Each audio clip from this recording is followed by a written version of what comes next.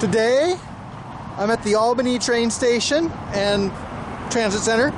The last time I was here was 3 weeks ago when I came back from San Jose, and today I have something different planned.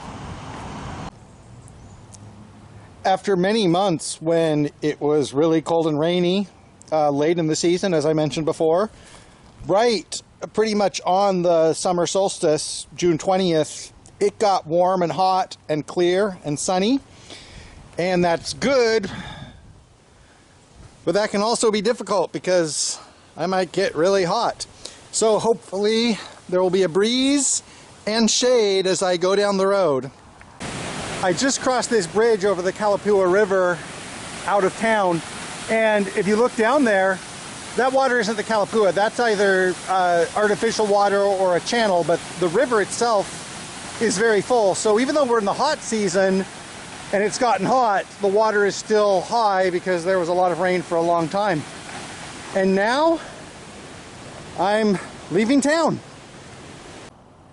Across the road here, there's gates, and right now they're open, but those gates are in case this road gets flooded. So even though right now it's really hot and dry out, maybe not every year, but it would not be rare to see this road beyond there to be underwater. This is Bowers Rock State Park, and I didn't show the entrance to the park because currently the access to this park is down a private road where there's like 3 houses on this gravel road, and the people there don't want vehicles to come to this park. So the only access to this park is as a pedestrian, which is how I came in, but I don't want to show the road access just because I don't want to popularize it, so to speak. But as far as I know, it is open to the public as long as they come in that way or by boat on the Willamette River that way. Because when I entered, there's a sign that said, "Welcome to Bowers Rock." Entered down that road, that path. And so I'm going to go and see what is in this park, especially the Willamette River. Right there we have a body of water. Obviously not the Willamette, but I don't know if this is a slough of the Willamette, an old oxbow lake, perhaps part of the delta when the Kalapua River gets too full. This is an old channel connecting the Kalapua to the Willamette. And the Willamette is still that way, so that's the way I'm going to go. Something like this isn't totally unique in Oregon, and I assume elsewhere, where sometimes the state acquires pieces of land through bequests, through purchase by conservation groups. Sometimes it's a piece of land that is otherwise not usable. This falls into this category because this floodplain that we're near doesn't really make it too easy to build anything on here. So it's sometimes easy to acquire land, but much harder to build facilities on it, especially when there might be concerns that those facilities could lead to pollution, disturbance of the neighborhood, disturbance of wildlife habitat. So right now, this is just kind of in limbo. I kind of like it. I feel like I'm in the speakeasy of state parks.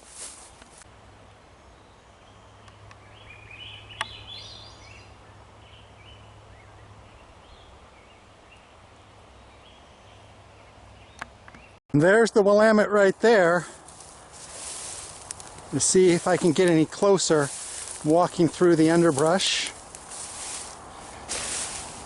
There doesn't appear to be a trail down to it here, so nice to look at, but right now this is as close as we're going to get.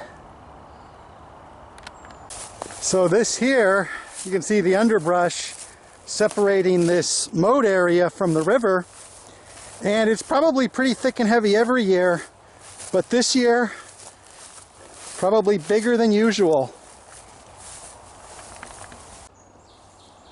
So now the area between the field and the river has widened out, and it might be possible to find a path through here. This looks like this is a little side channel or slough, and there's 2 reasons I'm not doing that, going over to the river that you can just barely see through the trees there.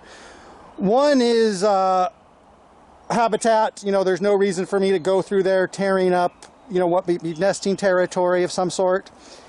And then the other is it's a hot day and I'm pretty lazy and I don't want to spend half an hour going through the brambles. So I'm just going to go back here to this mowed area.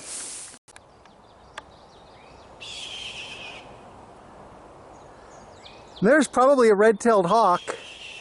It's making a lot of noise. Don't know why. It doesn't look like it's getting mobbed like I've seen red-tailed hawks getting mobbed lately. Over there, it looks like we have a cultivated cereal crop of some sort, and that might mean that's a private field. And hopefully I'm still in the park. I didn't see any sign that I wasn't.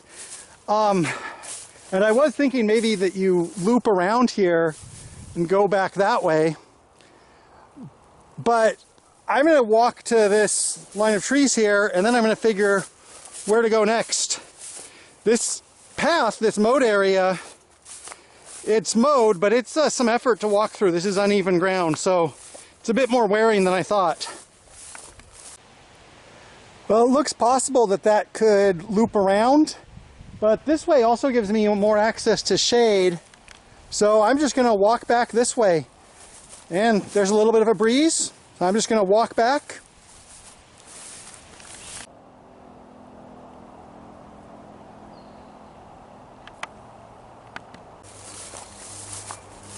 So over here we have this grain, and that looks like it's planted.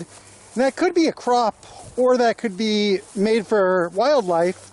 And we have this mowed region, and all of that makes me think that they're preserving this for a certain type of wildlife habitat. Because while this thick undergrowth and trees can look very scenic, it might actually be worse habitat for certain types of birds or mammals that they're trying to protect here, trying to give habitat to. Or they might just be keeping this mowed because they don't want trees to start growing here, because they might make this into a normal state park with picnic tables and bathrooms and a trail down to the river.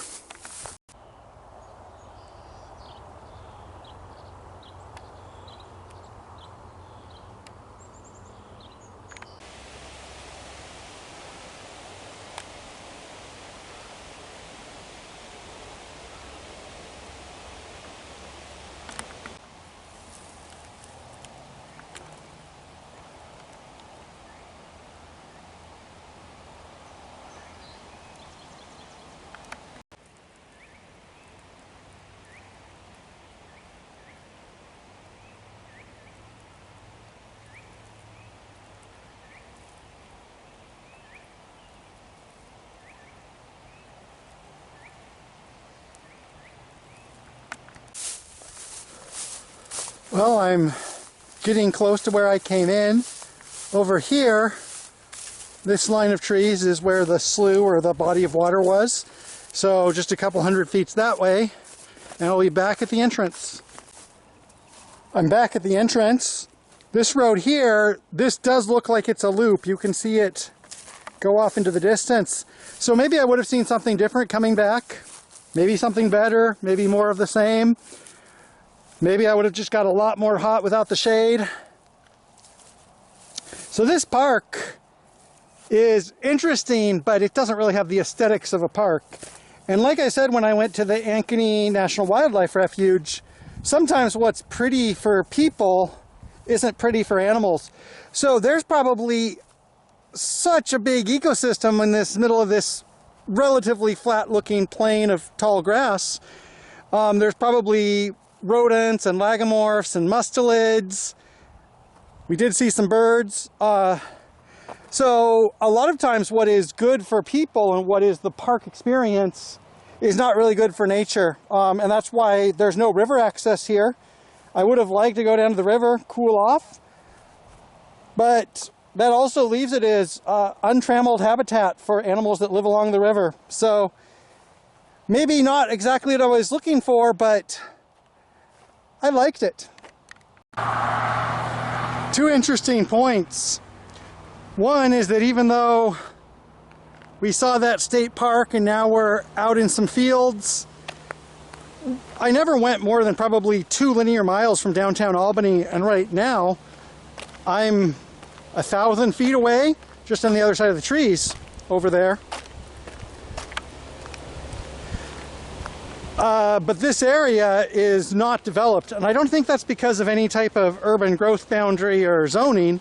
Well, maybe that too, but even without that, like we saw with the floodgates, this would all be underwater, and it is not a good place to build. So this is a very bucolic area right next to you know, kind of big city, 50,000-60,000 people.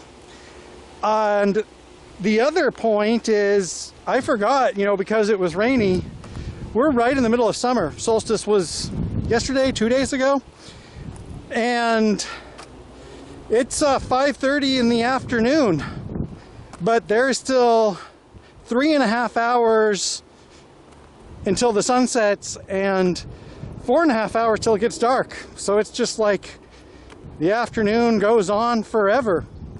Sometimes it feels like the road goes on forever too.